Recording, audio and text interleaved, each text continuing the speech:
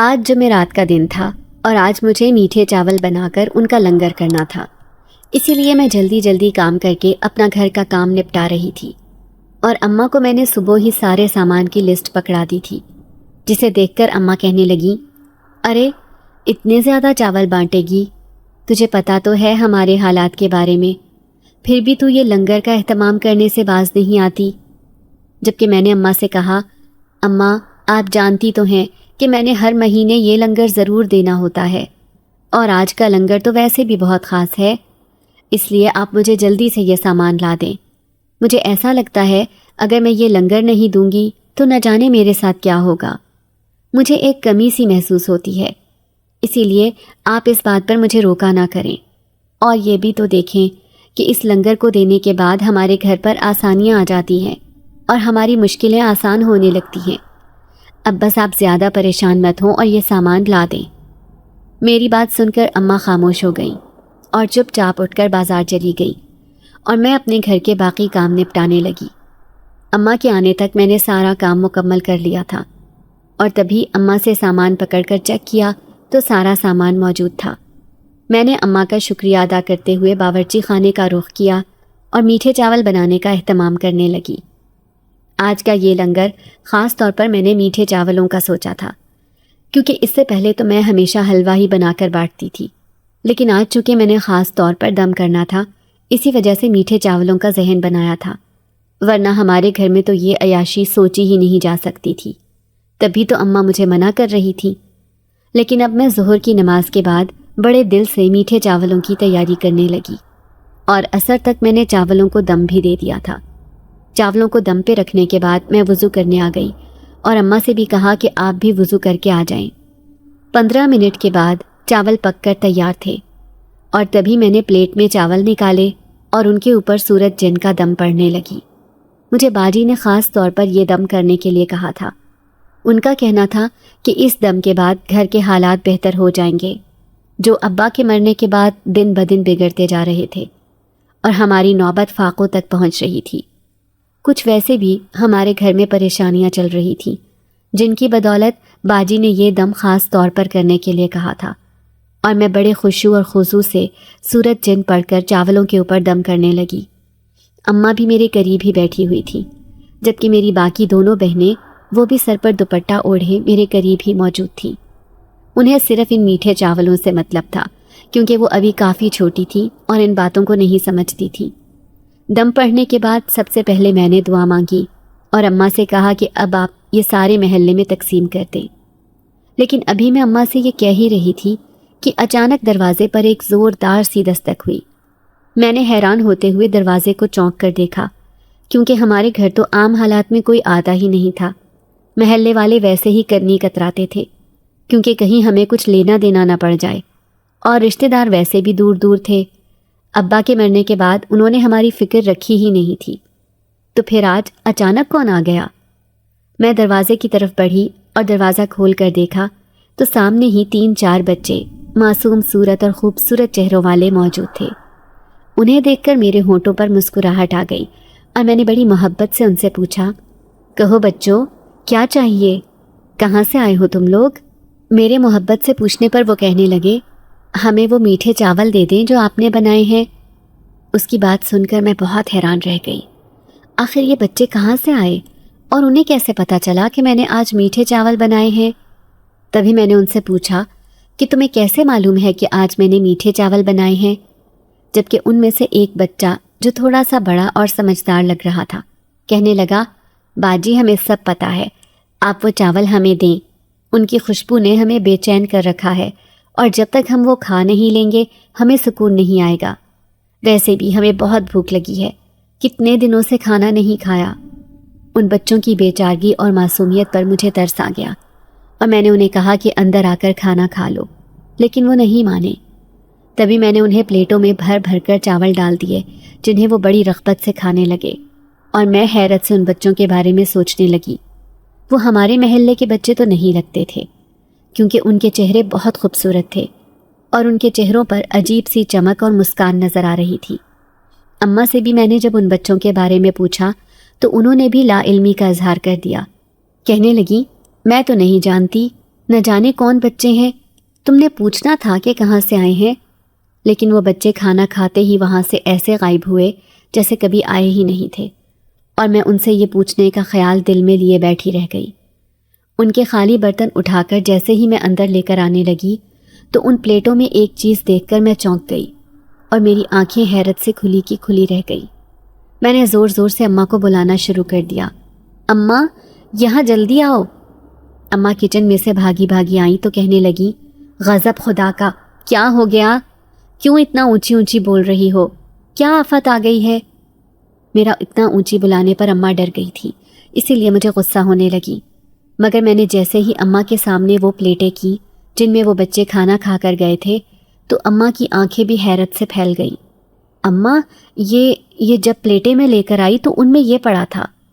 اماں اور وہ بچے بھی ایسے غائب ہوئے جیسے یہاں کبھی کوئی بچہ تھا ہی نہیں۔ اماں ہم ان سب کا کیا کریں گے؟ اور یہ سونے کے سکے؟ ابھی ایسا کرو کہ ان کو الماری کے اندر رکھ دو اور چھپا کر رکھ کے آنا، کسی بچے کے ہاتھ میں نہ لگ جائیں۔ میں اماں کی ہدایت پر ان سونے کے سکوں کو الماری میں رکھ آئی۔ شام ہوئی تو میں نے اماں سے کہا کہ اماں اب ان سونے کے سکوں کا کیا کرنا ہے؟ وہ سکے ہمارے تو نہیں ہیں۔ اماں کہنے لگیں کہ ابھی ان کو ایسے ہی رہنے دو، اگر وہ بچے دوبارہ دکھائی دیں گے تو ہم ان سے پوچھ لیں گے کہ وہ یہ سکے کہاں سے لائے تھے۔ میں اماں کی بات پہ خاموش ہو گئی تھی، مگر ساری رات میری سوچوں میں ہی گزر گئی۔ اگلی صبح ہمارے لیے بہت خوبصورت تھی۔ میں اماں کے ساتھ باتوں میں مصروف تھی جب ہماری پڑوسن ہمارے گھر آئی۔ اماں اس کے ساتھ خوش اخلاقی سے باتیں کرنے لگی اور میں اماں اور پڑوسن کے لیے چائے بنانے چلی گئی۔ بہن، میرے پاس تمہارے لیے ایک خوشخبری ہے، اگر تم میری بات مان جاؤ تو۔ پڑوسن کی بات پر میرے کان کھڑے ہو گئے۔ ایسی کیا خوشخبری تھی جو پڑوسن اماں کو سنانے والی تھی؟ میرے دل میں عجیب سی ہلچل مچ گئی تھی، عجیب سی خوشی محسوس ہو رہی تھی۔ ایسے لگ رہا تھا جیسے ہر طرف صرف بہار ہی بہار ہے۔ بہت عرصے بعد ہمارے گھر میں ایک ساتھ خوشیاں آ رہی تھیں۔ ابھی تو مجھے اور اماں کو کل والی بات ہی نہیں بھول رہی تھی، اس پر آج نہ جانے پڑوسن کون سی خوشخبری دینے آ گئی تھی۔ اماں کہنے لگیں، ہاں ہاں بہن بولو، کیسی خوشخبری ہے؟ تبھی پڑوسن کہنے لگی کہ جس جگہ پہ میں کام کرتی ہوں نا، وہاں پر میں نے تمہاری بیٹی کے لیے کام کی بات کی تھی۔ انہوں نے کہا ہے کہ کل تمہاری بیٹی کو ساتھ لے آؤں، وہ کام پر رکھ لیں گے، ان کو کام کی اشد ضرورت ہے۔ مجھے تو ایسے لگ رہا تھا جیسے میں کوئی خواب دیکھ رہی ہوں۔ پچھلے 3 سالوں سے ابا کے چلے جانے کے بعد میں مسلسل کام کی تلاش میں تھی، مگر ابھی تک مجھے کوئی کام نہیں ملا تھا اور نہ ہی کوئی کام ملنے کی ابھی تک امید نظر آتی تھی۔ مگر وہ کہتے ہیں نا، جہاں پر ہماری امیدیں ختم ہوتی ہیں وہاں سے رب کا کرم شروع ہوتا ہے۔ اس پر باجی کا بتایا ہوا دم شاید میرے کام آ گیا تھا۔ تبھی اماں کہنے لگی کہ ہاں ہاں کیوں نہیں، کل اس کو اپنے ساتھ لے جانا۔ میں بھی خوش ہو گئی اور اسی وقت اماں اور پڑوسن کے لیے چائے لے آئی۔ ارے رانی بیٹا، کل تیار رہنا، تمہیں اپنے ساتھ کام پر لے جاؤں گی۔ میں نے خوشی خوشی پڑوسن کو ہاں کر دی اور اسے کہا کہ ٹھیک ہے، میں صبح سویرے تیار ہو جاؤں گی۔ اگلی صبح میں جلدی سے تیار ہو کر پڑوسن کے ساتھ کام پر چلی گئی۔ مجھے کام پر رکھ لیا گیا تھا اور میری تنخواہ بھی اتنی تھی کہ میں اپنے گھر کے تمام خرچے اخراجات بآسانی اٹھا سکتی تھی۔ میں تو بہت خوش تھی، پڑوسن کا شکریہ ادا کر رہی تھی۔ مجھے گھر آتے آتے شام ہو گئی۔ راستے میں ایک فقیر دکھائی دے گیا۔ بیٹا، اللہ کے نام پہ کچھ دے دو، اللہ تمہاری مدد فرمائے گا۔ میں اس کی بات پہ مسکرانے لگی اور اپنے پرس میں سے کچھ پیسے نکال کر اس کی ہتھیلی میں رکھ دیے۔ میں آگے بڑھنے ہی والی تھی جب اس نے مجھے آواز دی اور کہا کہ بیٹی یہ واپس لیتی جاؤ۔ میں کافی حیران ہوئی کہ آخر وہ مجھے کیا دے رہا ہے۔ میں فقیر کے پاس گئی تو اس نے میرے ہاتھ پر ایک سکہ رکھ دیا۔ وہ سکہ کھوٹا تھا۔ میں نے اس فقیر سے کہا کہ بابا جی یہ تو سکہ کھوٹا ہے، میں اس کا کیا کروں گی؟ تبھی وہ کہنے لگا، اس کو ہمیشہ اپنے پاس رکھنا، تم دیکھنا تمہارے سب دکھ دھل جائیں گے۔ میں نے حیرانگی سے فقیر کو دیکھا اور وہ سکہ لے کر گھر آ گئی۔ سارے راستے میں اس سکے کو غور سے دیکھتی رہی، مگر مجھے اس سکے میں کوئی ایسی خاص بات نظر نہیں آ رہی تھی۔ میں نے نظر انداز کر دیا اور اس کو پرس کی سب سے چھوٹی جیب میں رکھ دیا۔ 2 دن کے بعد میں اس سکے کو بھول چکی تھی۔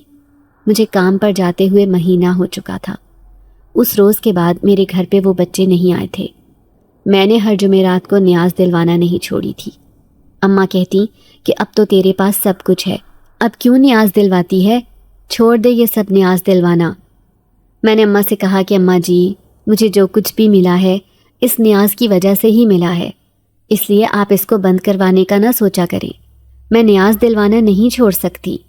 اماں کہنے لگیں وہ بات تو ٹھیک ہے، مگر میں نے اماں سے کہا کہ اماں، خدا نے ہمیں اگر رزق دیا ہے تو اس کے دیے گئے رزق میں سے ہمیں لوگوں میں بھی بانٹنا چاہیے۔ ابھی میں نے نیاز بانٹی ہی تھی کہ مجھے فیکٹری سے فون آ گیا۔ مجھے کافی حیرت ہوئی کیونکہ جمعرات کے روز فیکٹری سے چھٹی ہوتی تھی۔ میں نے گھبراتے ہوئے فون اٹھا لیا۔ دوسری طرف فیکٹری کے مالک کی بات سن کر میری آنکھیں حیرت سے پھٹی کی پھٹی رہ گئی۔ جب مالک مجھے کہنے لگے کہ تمہاری پروموشن ہو گئی ہے، اب تمہاری تنخواہ میں اضافہ ہوگا، مجھے تو یقین نہیں آ رہا تھا۔ یہاں لوگوں کو سال سال تک پروموشن نہیں ملتی اور مجھے اتنی جلدی پروموشن مل گئی۔ میں نے اپنے باس سے پوچھا کہ کیا واقعی میری پروموشن ہو گئی ہے؟ تو باس کہنے لگے ہاں، تمہارے جیسا کام مجھے آج تک کسی نے کر کے نہیں دیا۔ میں تمہارے کام سے بہت مطمئن ہوں اور میں چاہتا ہوں کہ تم ایسے ہی ہمیشہ کام کرتی رہو۔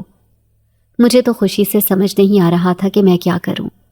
میں نے باس کا شکریہ ادا کیا اور جلدی سے فون بند کر دیا۔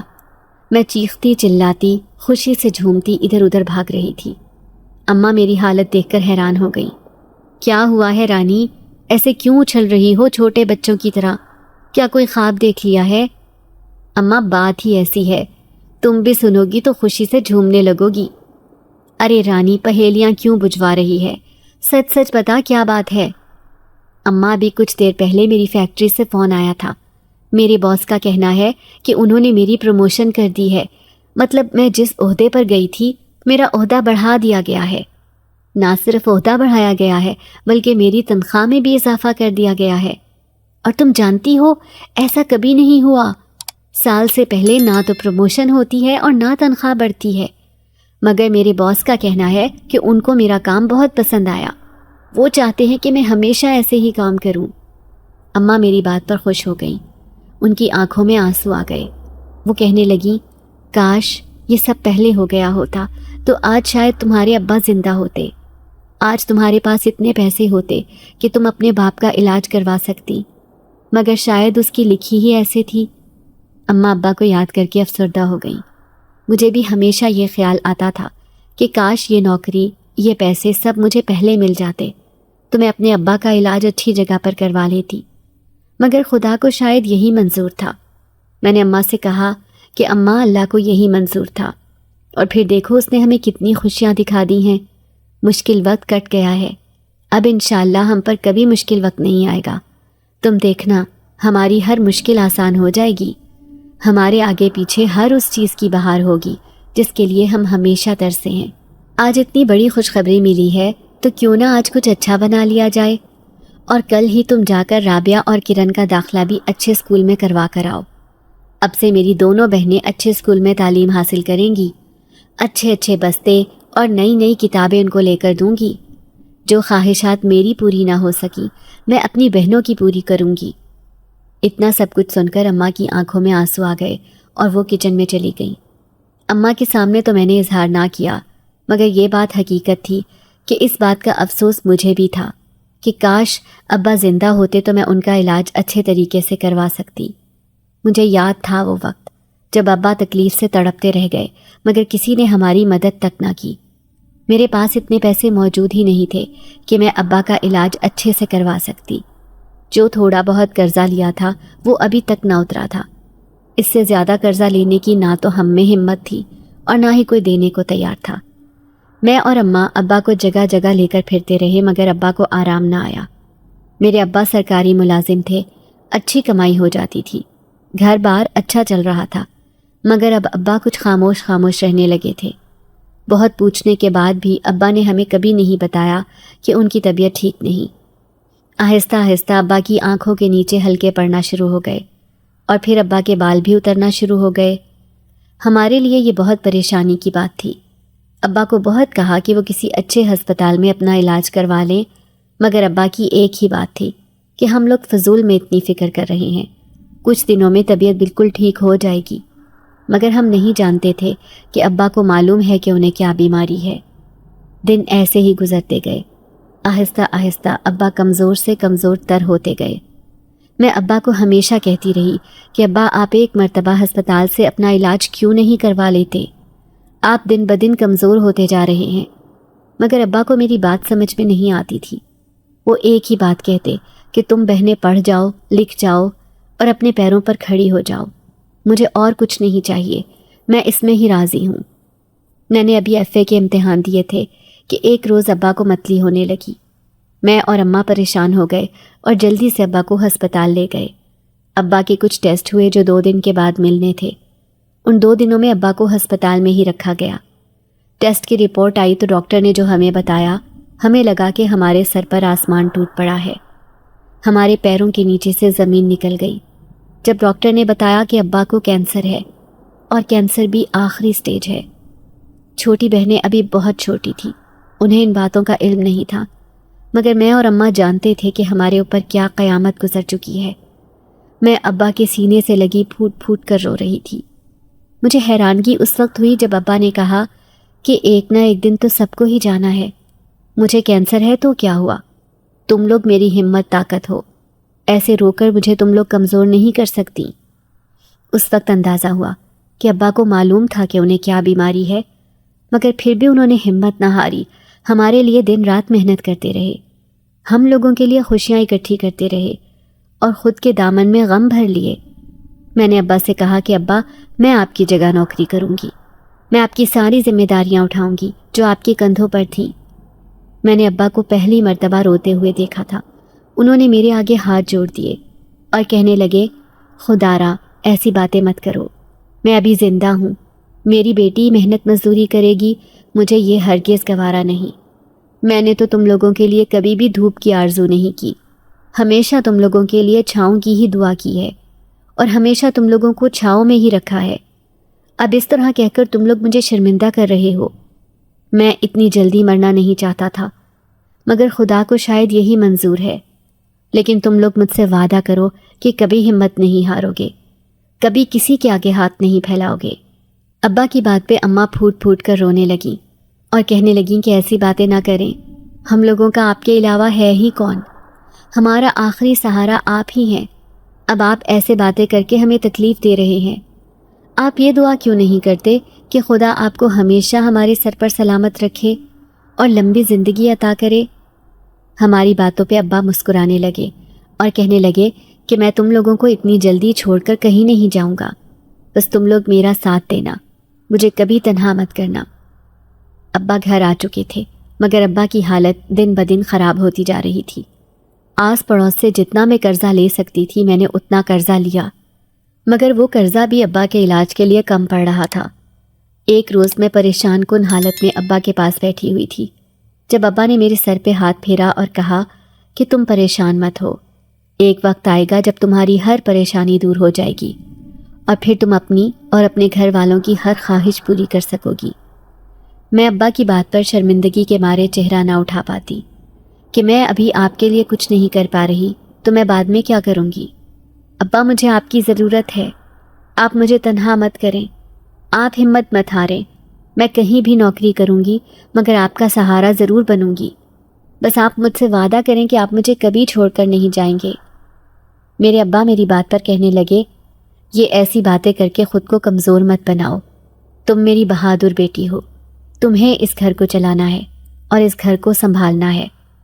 مجھے تو بس افسوس اس بات کا ہے کہ اتنے عرصے کمانے کے بعد بھی میں نے تمہارے لیے اور اس گھر کے لیے کچھ نہیں بچایا۔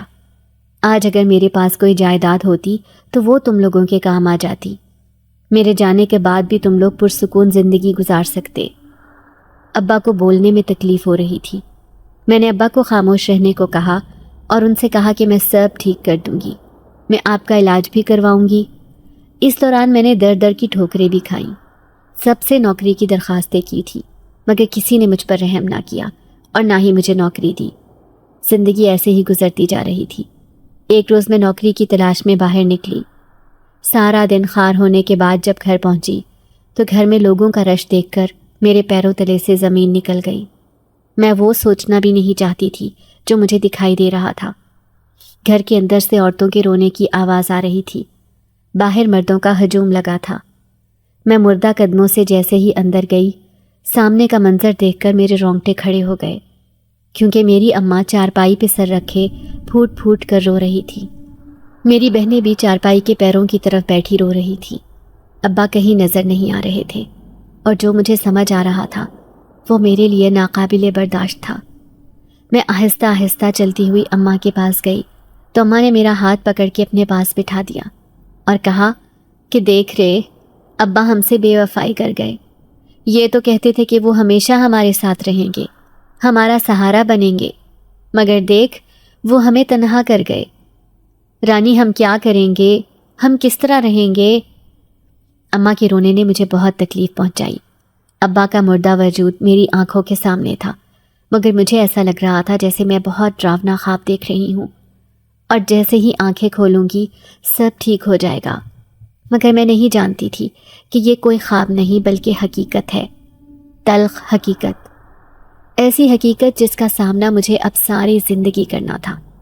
میری اماں مجھے کہنے لگی کہ رانی رو لے، تیرے ابا دوبارہ واپس نہیں آئیں گے، کچھ کہنا چاہتی ہے تو کہہ لے، شاید تیرے کہنے پہ ہی واپس آ جائیں، تیری پکار پہ تو وہ کہیں بھی ہوتے تھے تو چلے آتے تھے۔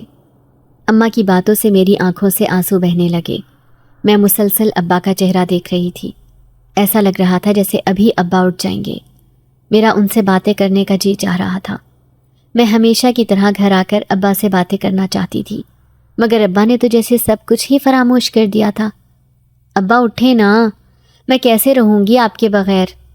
ابا پلیز اٹھ جائیں۔ میں ابا کے سرہانے بیٹھی روتے ہوئے ان سے التجا کر رہی تھی، اور ایسے لگ رہا تھا جیسے ابھی ابا اٹھ جائیں گے۔ کچھ دیر کے بعد جنازے کا شور اٹھا اور ابا کی تدفین کے لیے ان کو لے جایا گیا تو ہمارے گھر میں کوہرام مچ گیا۔ ہم نے تو کبھی ایسا سوچا بھی نہیں تھا کہ ہمیں یہ دن بھی دیکھنے ہوں گے، مگر وہ کہتے ہیں نا کہ قسمت ہمیں ہمیشہ وہ دکھاتی ہے جو ہم نے کبھی سوچا ہی نہ ہو۔ میں نے بھی کبھی نہیں سوچا تھا کہ ابا مجھے ایسے چھوڑ دیں گے۔ ابا کی تدفین کے بعد آہستہ آہستہ سب رشتہ دار چہرہ چھپائے گھر سے چلے گئے۔ جیسے وہ یہاں رہتے تو ہم لوگ ان سے کسی چیز کی فرمائش کر دیتے۔ اسی روز کے بعد سے رشتہ داروں نے ہم سے میل جول بند کر دی۔ ہمیں بھی ان کی ضرورت نہیں تھی۔ جنہوں نے ابا کی بیماری میں ہمارا ساتھ نہیں دیا، وہ اب ہمارا کیا ساتھ دیتے؟ یہ بات تو میں بہت اچھے سے جانتی تھی، اور نہ ہی مجھے کسی سے امید تھی۔ ابا کی وفات کے بعد ہمارے حالات بہت بد سے بدتر ہوتے چلے گئے تھے۔ جن لوگوں سے قرضے لے رکھے تھے انہوں نے روز بروز ہمارے گھر آنا شروع کر دیا۔ میں اور اماں بہت پریشان رہنے لگے تھے۔ پھر ایک روز میں اپنی پڑوسن کی طرف گئی تو اس نے مجھے کہا کہ ہر جمعرات جتنی توفیق ہو اتنی نیاز دلواؤ، کسی چیز پر سورج جن کا دم کرو اور سب میں تقسیم کر دو، کوشش کرنا کہ بچوں میں تقسیم کرو۔ اس کے بعد میں نے سورج جن کی تلاوت اور نیاز دینا شروع کر دی تھی۔ میری اماں اکثر مجھے اس بات پر ٹوک دیا کرتی تھی کہ گھر میں کھانے کے لالے پڑے ہیں اور تم نیاز دلوانے سے باز نہیں آتی۔ تو میں اماں کو سمجھاتی کہ نیاز دلوانے سے رزق میں اضافہ ہوتا ہے۔ اماں کے لاکھ منع کرنے کے باوجود میں نے نیاز دلوانا نہ چھوڑی، اور پھر ایک روز میٹھی چیز پر نیاز دلوائی تھی کہ وہ بچے آئے، اور اس کے بعد میرے گھر میں خوشیاں ہی خوشیاں آ گئیں۔ میں جہاں جاتی وہاں میرے لیے کوئی نہ کوئی فائدہ ہی ہوتا۔ مجھے تو یقین نہیں آ رہا تھا کہ یہ میری ہی قسمت ہے۔ پھر مجھے اکثر اپنے ابا کی باتیں یاد آتیں۔ وہ ہمیشہ کہا کرتے تھے کہ تم بہت خاص ہو، تمہارے نصیب میں جو لکھا ہے وہ تمہیں ضرور ملے گا، لیکن وقت کے ساتھ، وقت سے پہلے تمہیں کچھ حاصل نہیں ہوگا، تمہاری زندگی بالکل بدل کر رہ جائے گی۔ میں نے نیاز دلوانا اب بھی بند نہیں کی تھی۔ مجھے بے صبری سے انتظار تھا اس وقت کا جب وہ بچے دوبارہ میرے پاس آتے اور میں ان سے پوچھتی کہ وہ لوگ کون ہیں، کہاں سے آئے ہیں۔ نہ جانے ان بچوں میں ایسی کیا کشش تھی کہ میں ان کو بھول ہی نہیں پا رہی تھی، اور پھر ان سونے کے سکوں کا میرے پاس رہ جانا بہت بڑی بات تھی۔ یہ کوئی جادو ہی لگتا تھا، جیسے ان کو میری مشکلوں کا پتہ ہو۔ مجھے آج تک یہ بات بھی سمجھ نہیں آئی تھی کہ ان کو کیسے معلوم ہوا کہ میں نے میٹھے چاولوں کی نیاز دلوائی ہے۔ انہوں نے تو میرے گھر میں قدم بھی نہیں رکھا تھا، مگر پھر بھی وہ پیچھے اپنی چھاپ چھوڑ گئے تھے۔ وہ کوئی عام بچے نہیں لگ رہے تھے۔ اگلے روز میں فیکٹری گئی تو سب کے سامنے باقاعدہ میرا نام لے کر مجھے سراہا گیا۔ میرے باس نے سب میں میری بہت تعریف کی اور سب کے سامنے مجھے انعامات سے نوازا گیا۔ میرے لیے یہ بہت خوشی کی بات تھی۔ بس ایک ہی دکھ تھا کہ کاش آج ابا زندہ ہوتے تو میری ہر خوشی پر خوش ہوتے۔ وہ ہمیشہ چاہتے تھے کہ میں اپنے پیروں پہ کھڑی ہوں، اور آج اگر وہ مجھے دیکھ لیتے تو یقیناً مجھ پر اور خود پر فخر کرتے۔ انہی سوچوں میں اپنی خوشی کا وقت گزارتے ہوئے دن گزرا۔ آج مجھے گھر آتے ہوئے دیر ہو گئی۔ مجھے رات ہو گئی تھی اور مجھے ڈر بھی بہت محسوس ہو رہا تھا، کیونکہ میں آج سے پہلے اکیلی اتنی دیر تک گھر سے باہر نہیں رہی تھی۔ لیکن اب مجبوراً مجھے لیٹ گھر جانا پڑ رہا تھا۔ میں راستے میں چل رہی تھی جب اچانک میرے پیچھے کچھ غنڈے پڑ گئے۔ میں ان سے بچ کر بھاگ رہی تھی جب میرا پاؤں ایک پتھر سے ٹکرایا۔ وہ علاقہ بہت ویران تھا، بس ایک ہی گھر دکھائی دے رہا تھا۔ مجھے کچھ نہ سوجا تو میں اس گھر میں داخل ہو گئی اور چھپ کر بیٹھ گئی۔ میں نہیں جانتی تھی کہ یہ کس کا گھر ہے۔ مجھے تو بس اتنا معلوم تھا کہ اس وقت اسی گھر نے میری جان اور عزت بچائی تھی۔ میں ابھی بھی لمبے لمبے سانس لے رہی تھی۔ ڈر کے مارے مجھے اس بات کا خیال ہی نہیں رہا کہ بھلا اس وقت کون دروازہ کھول کر رکھتا ہے۔ میرا پورا وجود پسینے سے شرابور تھا۔ میں لمبے لمبے سانس لے رہی تھی۔ جب مجھے اس بات کا احساس ہوا کہ میں کہاں پر ہوں تو میں نے ادھر ادھر دیکھا۔ وہاں پر کوئی نہیں تھا۔ وہ بہت پرانا گھر لگ رہا تھا اور شاید کافی عرصے سے بند بھی۔ ایسے معلوم ہو رہا تھا جیسے وہاں پر کوئی نہیں رہتا۔ مجھے اب مزید خوف آنے لگا تھا۔ یہ مجھ سے کیا ہو گیا تھا؟ میں کسی کے بھی گھر منہ اٹھا کر گھس آئی تھی۔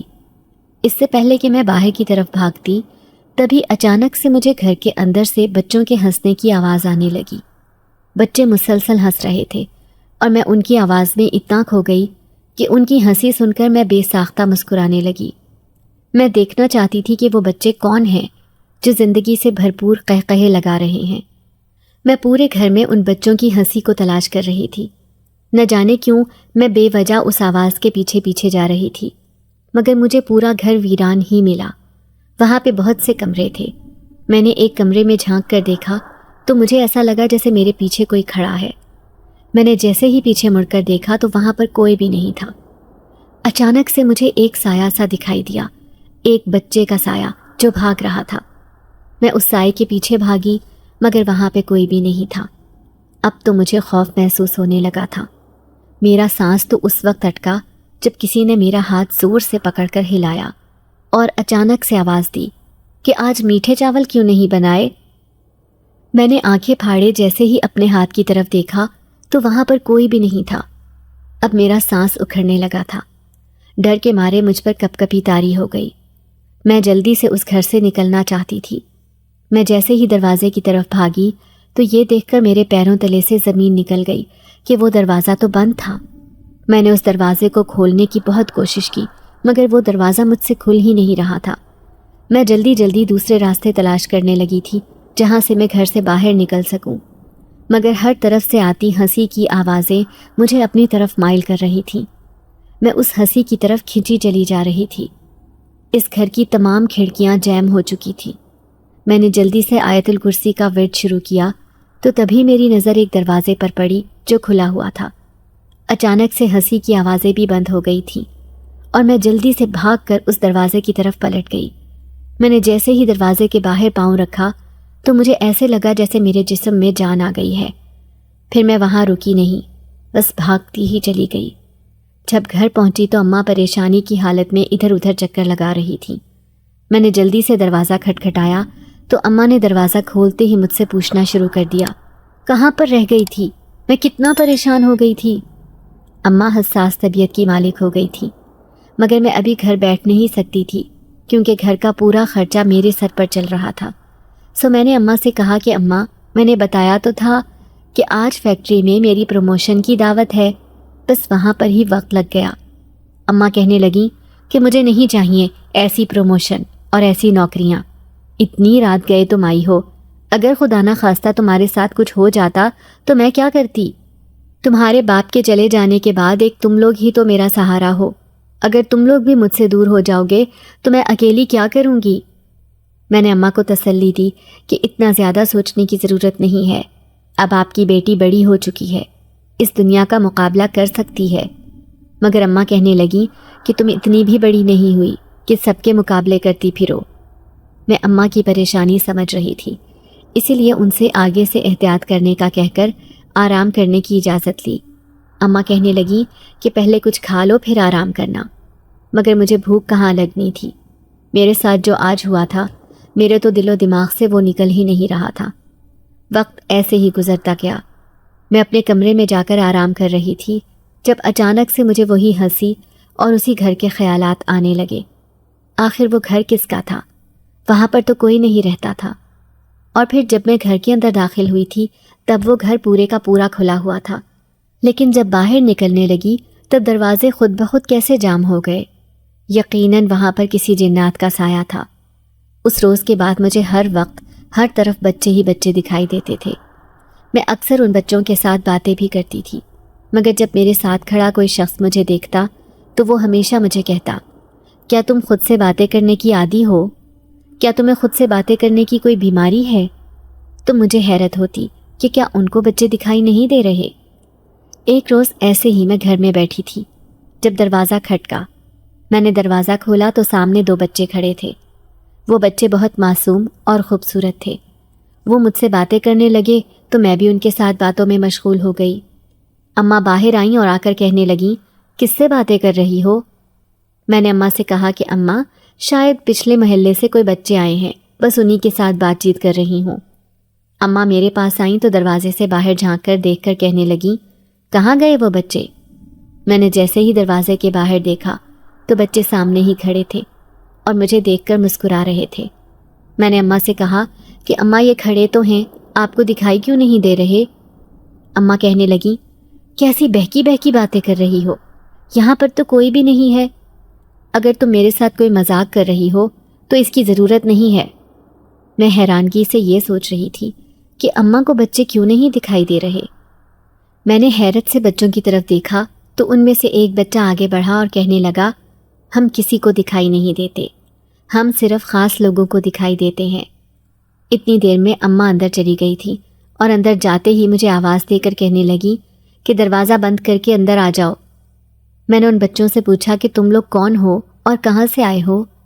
تبھی وہ بچے کہنے لگے، ہم جد زادے ہیں اور تمہاری مدد کرنے آئے ہیں۔ آج جمعرات کو نیاز دلواتی ہو نا تم، اور جب تم سورج جن کی تلاوت کرتی ہو تو ہمیں بہت اچھا لگتا ہے، اسی لیے ہم تمہاری مدد کرنے آئے ہیں۔ تم پریشان مت ہوا کرو، ہم ہمیشہ تمہارے ساتھ رہیں گے، جب جب تمہیں ہماری ضرورت ہوگی ہم تمہارے پاس ہوں گے، بس تم ہم سے دوستی کر لو، کیونکہ ہمارا کوئی دوست نہیں۔ ان کی باتیں سن کر تو میرے طوطے اڑ گئے۔ میں نے جلدی سے دروازہ بند کر دیا اور بھاگ کر گھر کے اندر آ گئی۔ میں نے اماں سے کہا کہ اماں، مجھے کسی مولوی صاحب کے پاس لے جاؤ، میں دم کروانا چاہتی ہوں۔ اماں کہنے لگیں، کیا ہوا ہے؟ اچانک ایسی باتیں کیوں کر رہی ہو؟ تو میں نے اماں کو سب سچ سچ بتا دیا۔ اماں بھی پریشان ہو گئیں۔ میں اماں کو پریشان نہیں کرنا چاہتی تھی، مگر اب میرے پاس کوئی اور دوسرا راستہ نہیں تھا۔ اماں کہنے لگیں کہ ایسی بات ہے تو ہم کل ہی پاس مسجد کے مولوی کے پاس چلیں گے۔ میں نے اماں سے کہا کہ ٹھیک ہے۔ اگلے روز میں نے فیکٹری سے چھٹی لے لی اور اماں کے ساتھ مولوی صاحب کے پاس چلی گئی۔ میں نے انہیں سب کچھ بتایا تو انہوں نے مجھ پر دم کیا اور کہنے لگے کہ تم جو سورج جن کی تلاوت کرتی رہی ہو، یہی وجہ ہے کہ وہ جنات تمہارے آس پاس رہنے لگے ہیں، مگر وہ تمہارا نقصان کرنے نہیں آئے، وہ تمہیں فائدہ ہی پہنچانے آئے ہیں، لیکن ان کا تمہارے ساتھ ہمیشہ رہنا بھی تمہاری صحت کے لیے اچھا نہیں ہے، اسی لیے میں تم پر دم کر دیتا ہوں۔ وقت گزرنے کے ساتھ ساتھ وہ تمہیں چھوڑ کر چلے جائیں گے، اور جو بچے تمہیں دکھائی دیتے ہیں وہ دکھائی دینا بند ہو جائیں گے۔ اور مولوی صاحب نے مجھے ایک تعویذ دم کر کے دیا اور کہا کہ اس کو اپنے گلے میں ڈال لو، یہ آیت الکرسی کا لکھا ہوا تعویذ ہے، اس سے تم ہمیشہ محفوظ رہو گی، کوئی بھی آفت بلا تمہیں کوئی نقصان نہیں پہنچا سکے گی، اور کوشش کیا کرو کہ ہر وقت آیت الکرسی کا ورد رکھو، اس سے تم جنات سے بھی محفوظ رہو گی۔ مولوی صاحب نے یہ وظیفہ مجھے 40 دن کا دیا تھا۔ ان کا کہنا تھا کہ میں تنہا بیٹھ کر یہ وظیفہ کروں۔ پہلے تو مجھے بہت خوف محسوس ہوتا تھا، مگر پھر میں نے 40 دن کا چلہ کاٹا اور وہ وظیفہ کیا۔ مگر ان 40 دنوں میں مجھے جنات نے بہت تنگ کیا، کبھی مجھے کہیں دکھائی دیتے تو کبھی مجھے چھیڑ جاتے۔ میں بہت پریشان رہنے لگی تھی۔ دل کرتا کہ یہ وظیفہ چھوڑ دوں، مگر میں نے بھی بضد ہو کر یہ وظیفہ جاری رکھا اور وظیفہ نہ چھوڑا۔ وقت ایسے ہی گزرتا گیا اور 40 دن مکمل ہو گئے۔ 40 روز کے بعد میں مولوی صاحب کے پاس دوبارہ گئی تو وہ کہنے لگے کہ اب اپنا تعویذ اتار دو، اب تمہیں کوئی بھی کچھ نقصان نہیں پہنچا سکے گا۔ میں گھر گئی تو اپنی الماری کھول کر کپڑے نکالنے ہی والی تھی جب الماری میں سے ایک بھاری تھیلی میرے پیروں پر آ گری۔ وہ اس قدر وزنی تھی کہ میرا پیر زخمی ہو گیا۔ مجھے کافی حیرانی ہوئی کہ یہ تھیلی تو میں نے نہیں رکھی یہاں پر، پھر بھلا یہ سیاہ تھیلی کس نے رکھی ہے؟ میں نے جیسے ہی اس سیاہ تھیلی کو کھول کر دیکھا، میری آنکھیں حیرت سے پھٹی کی پھٹی رہ گئیں، کیونکہ ان میں زیورات اور بہت سے سونے کے سکے تھے۔ وہ تھیلی سونے کے زیورات سے بھری پڑی تھی۔ تھیلی میرے ہاتھوں سے چھوٹ کر زمین بوس ہو گئی۔ میں نے اماں کو اونچی اونچی آوازیں دینا شروع کر دیں۔ اماں کمرے میں آئیں اور آ کر کہنے لگیں، کیا ہوا ہے؟ اتنا اونچی اونچی کیوں چیخ رہی ہو؟ میں نے اماں کو بتایا کہ اماں، اس تھیلی میں سونے کے زیورات ہیں۔ تو اماں کہنے لگیں، یہ کیسے ممکن ہو سکتا ہے؟ تم جھوٹ بول رہی ہو۔ میں نے اماں سے کہا کہ نہیں اماں، میں جھوٹ نہیں بول رہی، میں سچ کہہ رہی ہوں۔ اماں نے جیسے ہی وہ تھیلی اٹھائی اور اس میں جھانک کر دیکھا تو واقعی اس میں زیورات موجود تھے۔ اماں نے وہ تھیلی جلدی سے چھپا دی اور کہا کہ اس تھیلی کے بارے میں کسی کو مت بتانا۔ دوسری طرف دیکھا تو وہاں پر بھی سونے کے سکے ابھی تک ویسے ہی پڑے تھے جیسے میں نے تھیلی میں باندھ کر رکھے تھے۔ تبھی دروازے پر اچانک دستک ہونے لگی۔ میں دروازہ کھولنے کے لیے پہنچی تو سامنے وہی بچے کھڑے تھے جنہوں نے میٹھے چاول مجھ سے مانگے تھے۔ اس سے پہلے کہ میں ان سے کچھ کہتی، تبھی وہ کہنے لگے کہ یہ سب زیورات اور سونے کے سکے تمہارے ہیں، ہماری طرف سے انعامات کے طور پر رکھ لو۔ میں نے ان سے پوچھا، کیسے انعامات؟ تبھی وہ کہنے لگے کہ تم نے ہم غریبوں کی مدد کی، ہمیں کھانا کھلایا، تو بھلا ہم کس طرح تمہیں تنہا چھوڑ دیں؟ تم تو ہماری مشکل کی ساتھی ہو، ہم ہمیشہ تمہارے ساتھ رہیں گے، بس تمہیں کبھی نظر نہیں آئیں گے۔ اور اس روز کے بعد میں امیر سے امیر تر ہوتی گئی، مگر میں نے چھوٹے بچوں کو نیاز دینا نہ چھوڑی۔ مجھے ایسے لگتا تھا جیسے میں انہی معصوم بچوں کو کھانا کھلا رہی ہوں جنہوں نے میری مدد کی تھی۔ اس روز کے بعد میں نے ابا کا سارا قرضہ دے دیا جو میں نے ابا کے علاج کے لیے اٹھایا تھا، اور ان لوگوں کی بھی مدد کرنا شروع کر دی جو ابا کی طرح بیمار تھے۔ اپنی بہنوں کو اچھے اسکول میں داخلہ دلوایا اور ابا کے نام پر ایک کینسر ہسپتال بنوایا جہاں پر مریضوں کا مفت علاج ہوتا تھا۔ میں نہیں چاہتی تھی کل کو کوئی رانی اپنے باپ کے علاج اور اس کی زندگی کے لیے در در کی ٹھوکریں کھائے۔ میں تو بس یہی چاہتی تھی کہ ہر رانی کا باپ اس کے سر پر ہمیشہ سلامت رہے، تاکہ جو میں نے دیکھا وہ کسی اور کو نہ دیکھنا پڑے۔ زندگی ایسے ہی گزر رہی تھی۔ اماں میری شادی کرنا چاہتی تھی، مگر میں شادی نہیں کروانا چاہتی تھی۔ میں نہیں چاہتی تھی کہ جن کی روزی رزق میری وجہ سے لگا ہے وہ بند ہو جائے، اور جو ہسپتال میری وجہ سے چل رہا ہے وہاں پر کینسر کے مریض در در کی ٹھوکریں کھائیں۔